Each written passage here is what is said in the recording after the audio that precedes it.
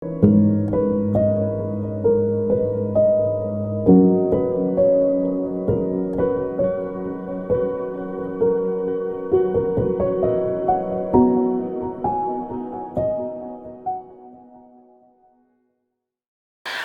Lord. கர்த்தருடைய பரிசுத்த நாமத்திற்கு மகிமை உண்டாகட்டும். கேள்வி பதில் நேரத்திற்கு உங்களை அன்போடு கூட நான் வாழ்த்துகிறேன். அருமையானவர்களே, ஒவ்வொரு வாரமும் புதன்கிழமை தோறும் ஒவ்வொரு சந்தேகங்களுக்கான பதில்களை பெற்று வருகிறீர்கள். உண்மையாகவே இது உங்களுக்கு ஆசீர்வாதமாக இருக்கும் என்று சொல்லி ஆண்டவருக்குள் நம்புகிறேன். இன்றைக்கு ஒரே கேள்வி, ஆனால் அது 2 கேள்விகளாக பகுக்கப்பட்டு உங்கள் மத்தியில் வாசிக்கிறேன். எனது வாழ்க்கை துணையை நானே தேர்ந்தெடுக்கலாமா? இது கேள்வி. அந்த கேள்வியுடைய தொடர்ச்சி, கிறிஸ்தவர் அல்லாத ஒருவரை என்னுடைய வாழ்க்கை துணையாக தேர்ந்தெடுத்து கொண்டால் அதனால் ஒரு ஆத்துமாவை நான் ஆதாயப்படுத்த முடியுமே? இது 2வது கேள்வி. அருமையானவர்களே, முதல் கேள்விக்கு நான் பதில் சொல்லிவிடுகிறேன். எனது வாழ்க்கை துணையை நானே தேர்ந்தெடுத்து கொள்ளலாமா? தெரிந்தெடுத்து கொள்ளலாம், தெரிந்தெடுத்து கொள்ளக்கூடாது அப்படின்னு நான் ஒரு முடிவை சொல்ல வரலை, சரிதானா? ஆனால் நானே தெரிந்தெடுத்தால் எப்படி இருக்கும், அல்லது மற்றவர்கள் தெரிந்தெடுத்து கொடுத்தால் எப்படி இருக்கும்? அதை காட்டிலும் நம்மை படைத்த தேவனே நமக்கு தெரிந்தெடுத்து தந்தால் எப்படி இருக்கும் இல்லை? அதை குறித்து மட்டும் நான் சொல்லுகிறேன். இப்போ பாருங்க, நானே தெரிந்தெடுப்பது என்பது எதை பார்த்து நாம் தெரிந்தெடுப்போம்? ஒரு அவுட்வர்ட் அப்பியரன்ஸ், வெளிப்பிரகாரமான ஒரு தோற்றத்தை பார்த்து நம்முடைய வாழ்க்கை துணையை தேர்ந்தெடுப்போம். ஒரு படிப்பின் காரியங்களை பார்ப்போம், ஒரு ஹைட்டு, வெயிட்டு, அவங்களுடைய பேக்ரவுண்டு என்ன, நம்முடைய இனத்தை சார்ந்தவர்களா, இப்படி என்ன படிப்பு, என்ன சம்பாத்தியம் இருக்கிறது, வெளிப்பிரகாரமான அழகு எப்படி, நமக்கு ஏற்ற துணையா, இப்படி தான் நம்ம பார்ப்போம் இல்லையா? ஆமாம். ஆனால் எந்த ஒரு மனிதனுக்கும் உள்ளம் தெரியாது. ஆண்டவருக்கு மட்டும்தான் உள்ளம் தெரியும். ஒருவேளை பெற்றோர்கள் நமக்கு வாழ்க்கை துணையை தேர்ந்தெடுத்து கொடுக்கலாம். அப்படி கொடுத்தாலும் சில நேரங்களில் பெற்றோர்கள் செய்கிற தவறுகளும் நிறைய இருக்கிறது. எனக்கு தெரிந்த ஒரு குடும்பத்திலிருந்து ஒரு நாள் ஒரு தங்கச்சி ஃபோன் பண்ணாங்க.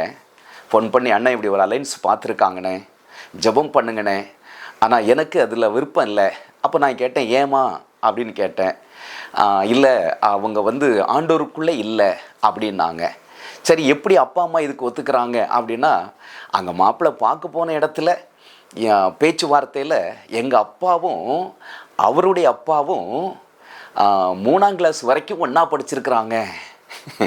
அதனால எங்கள் அப்பாவுக்கு அந்த பழைய பாசம் அங்கே போன பிறகு தான் அது தெரியும். அதனால எங்கள் அப்பா நம்ம 3ஆம் கிளாஸ் வரைக்கும் ஒன்றா படித்தோம், இப்போ பாரு இத்தனை வருஷம் கழித்து, அதுவும் ஊரை விட்டு சென்னைக்கு வந்த பிறகு இல்லை, ஆமாம், இத்தனை வருஷம் கழித்து நம்ம பிள்ளைகளுக்கு நம்ம வாழ்க்கை துணையை மாற்றிக்க போகிறோமே அப்படிங்கிற ஒரு சந்தோஷத்தில், நண்பன் என்கிற அந்த சந்தோஷம், கூட படித்தவங்க என்கிற ஒரு சந்தோஷத்தில் என் மகளை நான் உன் மகனுக்கு தர்றேன் அப்படின்னு எங்கள் அப்பா வாக்கு கொடுத்துட்டு வந்துட்டாங்க அப்படின்னு சொன்னாங்க. கடைசியாக பாருங்கள், அந்த தங்கச்சியுடைய திருமணம் நடந்தது இல்லைன்னு சொல்லலை, இன்றைக்கும் அவர்கள் வாழ்ந்து கொண்டிருக்கிறார்கள். ஆனாலும் பாருங்கள், பலவிதமான நெருக்கடிகளை சந்தித்த வண்ணம்தான் இன்றைக்கும் இருக்கிறார்கள் என்பது நாம் அறிந்து கொள்ள வேண்டியது அவசியம். பாருங்கள், ஆபிரகாம் தன்னுடைய வயதான காலத்தில் எப்படியாவது தன்னுடைய மகனுக்கு ஒரு திருமணம் பண்ணி வைக்க வேண்டும் என்கிற ஆசையோடு கூட ஈசாக்குக்கு பொண்ணு பார்க்கறதுக்கு அனுப்பி வைக்கிறார். எலியேசர் தன்னுடைய வேலைக்காரனை, நம்பிக்கைக்குரிய விசுவாசத்துக்குரிய ஒரு வேலைக்காரனை அனுப்பி வைக்கிறார். ஆனால் இன்ஸ்ட்ரக்ஷன்ஸ் வெரி கிளியர் இல்லையா? ஆமாம், அதெல்லாம் நமக்கு தெரியும், நம்ம வேதத்திலே வாசிக்கிறோம். அந்த எலியேசரை ஆண்டவர் நேரு வழியாக நடத்தினார், சரியான இடத்துக்கு கொண்டு போனார். இதெல்லாம் எதை குறிக்கிறதுனா, அந்த திருமணம் என்று வரும் பொழுது ஆண்டவருக்கு முதலிடம் கொடுத்து நடக்கும் பொழுது ஆண்டவர் சித்தத்தின்படியாக நேர் வழியாக நடத்துகிறார், சரிதானா? ஆமாம். சரி, பாருங்க, அடுத்தது பாருங்க, நானே தெரிந்து கொள்ளலாமா அப்படிங்கிற ஒரு கேள்விக்குறி வருகிறது இல்லையா? இன்றைக்கு நிறைய பிள்ளைகளுடைய வாயிலிருந்து வருகிற வார்த்தை என்னன்னா, எனக்கு முன்பின் தெரியாத, இதுவரைக்கும் நான் பழக்கமாகாத ஒரு நபரிடம் கூட எப்படி என் வாழ்க்கையெல்லாம் நான் கடத்துறது? அவரை பற்றி தெரியாது, ஒன்றுமே தெரியாது. அவர் எப்படிப்பட்டவர், என்ன குணமுடையவர், என்ன சுபாவம் அவர்கிட்ட இருக்குது, எதுவுமே தெரியாமல் நான் எப்படி அவர்கிட்ட போய் கழுத்தை நீட்ட முடியும், தாலி கட்டுன்னு சொல்லி அப்படி இன்னைக்கு பிள்ளைகள் கேட்குறாங்க. ஒருவேளை இது இந்த உலக பிரகாரமாக பார்த்தா மிகவும் நேர்த்தியான அறிவுபூர்வமான ஒரு கேள்விதான் இல்லையா? முன்பின் தெரியாதவர் கூட சேர்ந்து நான் எப்படி வாழ்க்கை நடத்துறது என்பது ஒரு சிறந்த ஒரு கேள்வியாக இந்த உலகத்திற்கு தெரியும். ஆனால் அருமையான வாலிப பிள்ளைகள், நீங்கள் கவனிக்க வேண்டியது ஒன்று, உங்களை காட்டிலும் உங்கள் பெற்றோருக்கு உங்களை பற்றி நல்லா தெரியும். ஏனென்றால் அவர்கள் உங்களை சின்ன வயசுலேருந்தே வளர்த்துக்கிட்டே வர்றாங்க. ஒன்று. ரெண்டாவது, எந்த பெற்றோரும் தன்னுடைய பிள்ளைகள் கஷ்டப்படணும்னு விரும்ப மாட்டாங்க. ஆகவே பெஸ்ட்டாக செய்யணும்னு தான் அவர்கள் எதிர்பார்ப்பார்கள். இது இன்னொன்று. மூன்றாவது, உங்கள் பெற்றோர்களை காட்டிலும் அதிகமாக உங்களை அறிந்தவர் யார்?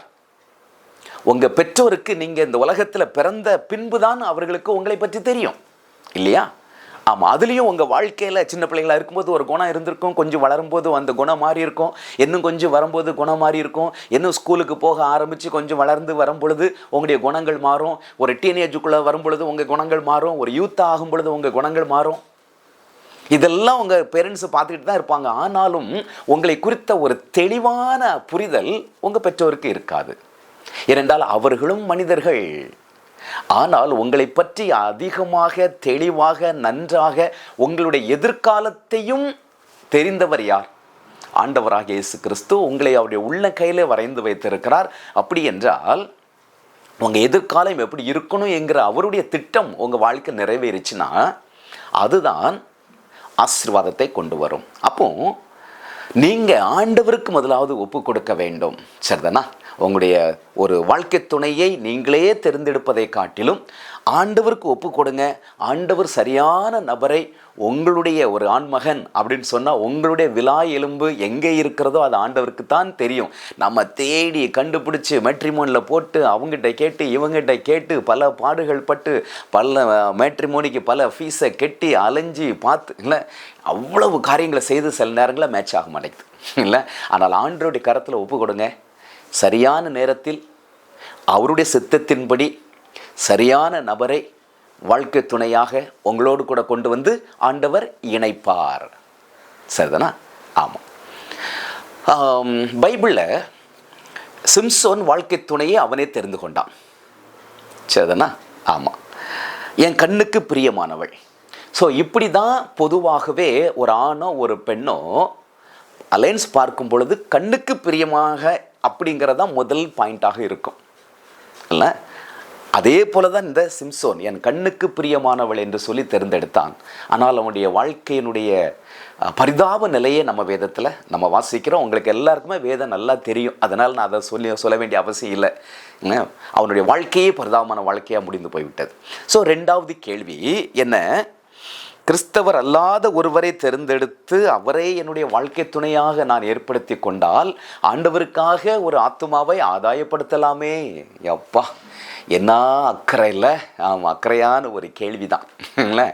வாழ்க்கை துணையை நம்ம ஒரு அந்நிய அல்லது ஆண்டவர் அறியாத ஒருவரை நாம் தேர்ந்தெடுத்து கொண்டால் அவர்களையும் ஆதாயப்படுத்தி கொள்ளலாமே.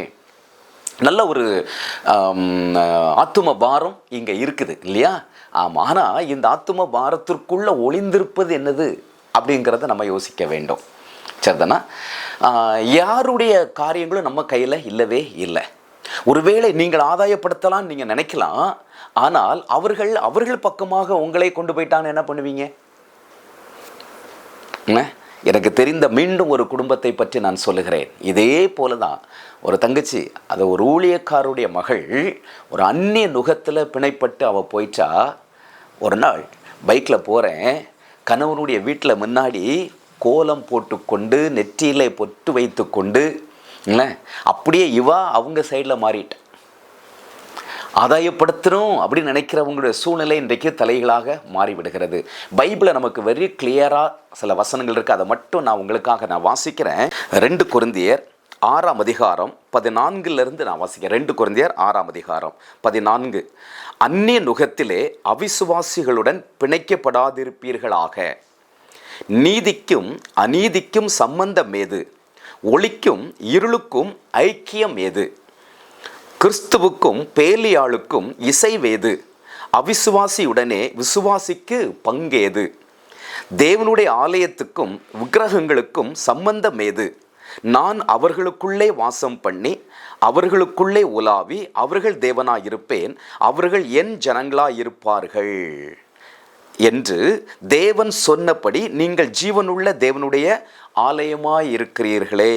பாருங்க, அப்போ சம்பந்தம் ஏது, ஐக்கியம் ஏது, இப்படிப்பட்ட சில கேள்விகள், இசைவேது, இப்படிப்பட்ட சில காரியங்களை சொல்லப்பட்டிருக்கிறது. அப்போ இதுலேருந்து என்ன புரிந்து கொள்கிறோம்னா, ஆண்டோடைய பிள்ளைகளை திருமணம் பண்ணி கொள்வது நல்லது. சரிதானா? ஆமாம், அதுதான் ஆபிரகாம் மீண்டும் மீண்டுமாக சொல்லுகிறார் இல்லையா? ஆமாம், என்னுடைய இனத்தாரிடம் அப்படின்னா என்னுடைய மக்கள் மத்தியில் போயிட்டு நீ என்னுடைய மகனுக்கு பெண் கொள் என்று சொல்லுகிறார். அதே போல் பாருங்க, இந்த ரெபேக்காள் அங்கே இருந்து இங்கே கூட்டிட்டு வந்து திருமணம் பண்ணுகிறதையும் நம்ம பார்க்க முடிகிறது. ஸோ இதெல்லாம் நம்ம அந்நிய நுகத்திலே பிணைப்படக்கூடாது என்பதை நமக்கு தெளிவாக நமக்கு காட்டுகிறது. ஒருவேளை ஆண்டவர் சிலருடைய வாழ்க்கையில் சித்த வைத்திருப்ப, அதற்கும் சில உதாரணங்கள் இருக்கிறது. சரிதுனா? நேரடியாக ஊழியத்தின் பாதைகளிலே அந்நிய ஒரு மகனையோ மகளையோ திருமணம் பண்ணி தங்களுடைய வீட்டுக்கு கொண்டு வந்து அவர்கள் அதுக்கு பிறகு மாற்றப்பட்ட சம்பவங்கள் இருக்குது, இல்லைன்னு சொல்ல வரல. ஆனால் யாருக்கு தெரியும்? ஆனால் ஆண்டவருக்கு மட்டும்தான் எல்லாம் தெரியும்.